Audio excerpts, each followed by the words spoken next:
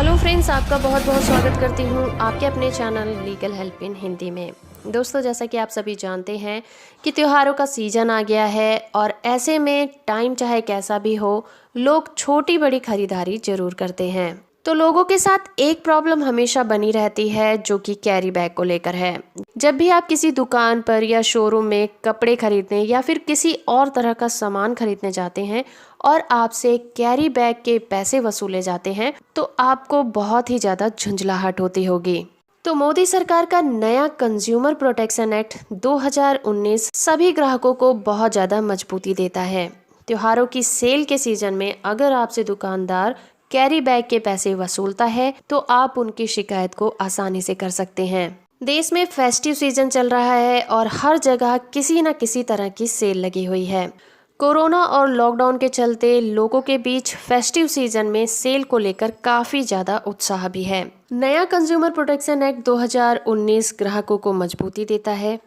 अगर आप बाजार में सामान खरीदते समय कैरी बैग ले जाना भूल जाते हैं और दुकानदार आपको कैरी बैग देता है और उसके लिए आपसे पैसे भी चार्ज करता है तो आप उसके लिए शिकायत दर्ज करा सकते हैं।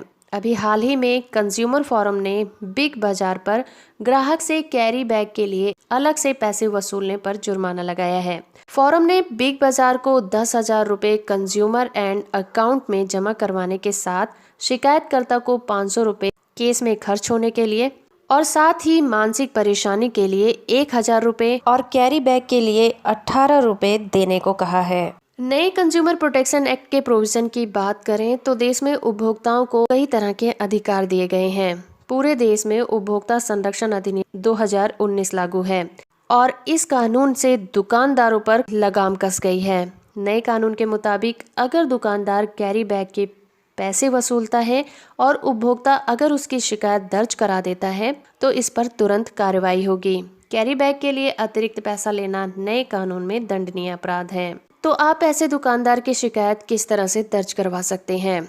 ग्राहक सामान खरीदने के बाद कैरी बैग का डिमांड करता है तो उसके लिए पैसे नहीं देने पड़ेंगे। दूसरी बात ये भी है कि अगर वो ग्राहक सामान हाथ में ले जाने में सक्षम नहीं है तो दुकानदार को कैरी बैग देना ही पड़ेगा।